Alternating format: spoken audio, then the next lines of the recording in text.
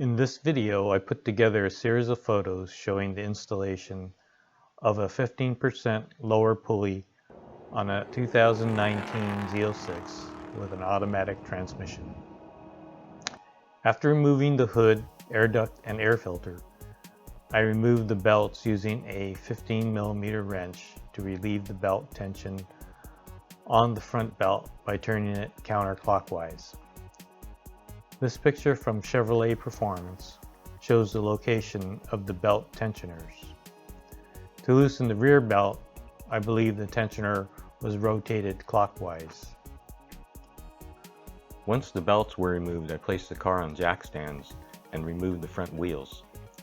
I unbolted the starter to move it out of the way of the crankshaft anti-rotation device. The crankshaft anti-rotation tool is a MAF Racing Generation 5 LT1 flex plate locking tool from eBay.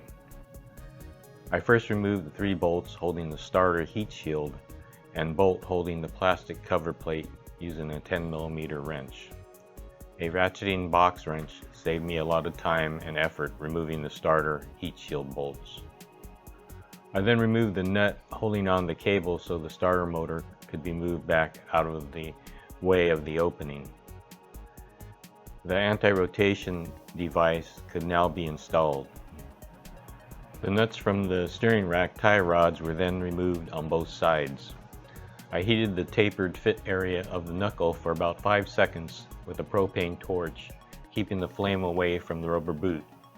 I then immediately hit the top of the tapered stud bolt with a hammer to remove it. The brackets holding on the front sway bar were unbolted and removed from the subframe. Then the driver's side sway bar link nut was removed and the link was disconnected. The 2 bushing nuts holding on the ABS valve modulator block were removed completely. A pry bar was carefully placed between the aluminum part of the ABS block and the bracket. The ABS block was then pried up off the bracket, releasing the button head pin from the rubber bushing on the bracket stand. The ABS modulator bracket stand was then unbolted and removed from the subframe. It's necessary to remove the 2 steering rack bolts using an 18mm wrench and the steering shaft by using an 11mm wrench to remove the bolt. The bolt must be removed completely before the steering shaft can be removed. So in order to get these electrical connectors off, you'll need to slide this red part back and then push this black part down, and then at the same time pull the connector off. On this one, it's the white part right here. Half of this has been broken off, but this white part needs to be pulled back to about there, and then this black part needs to be pushed down while you pull the electrical connector off.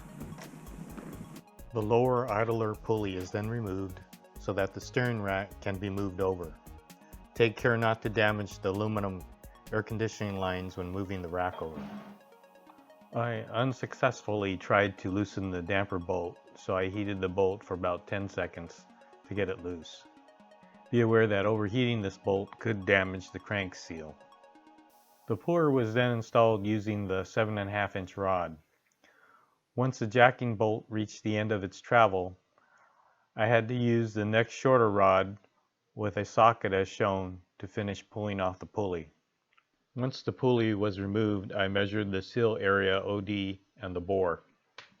The bore on the new harmonic damper should be within 1/2 thousandths of an inch of the old damper. The seal diameter of the new damper should be within 1 or 2 thousandths of the old. I pre-assembled the damper using the supplied flathead screws following ATI's instructions. Shown is the tool I used to install the new damper. It came with washers that were a bit too small on the outside diameter, which could damage the face of the damper upon installation. A larger OD washer can be used between the face and the smaller washers to protect the face of the damper. The stock bolt had a large flange with sealer on the face to seal any oil that made it past the shaft keyway. I use Hylomar polyurethane sealant on both sides of the new bolt washer to seal any oil that might get past the shaft keyway. In some applications, ATI recommends silicone sealant on the keyway before installing the damper. Once the damper was within 1/8 of an inch of its running position, I removed the installation tool and installed the new bolt, torquing it to 250 foot-pounds. I then installed the outer 9.2-inch pulley.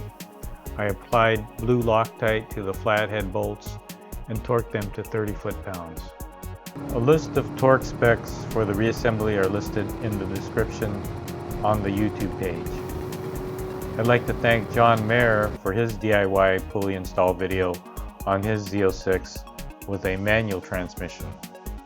I used his methods in this video.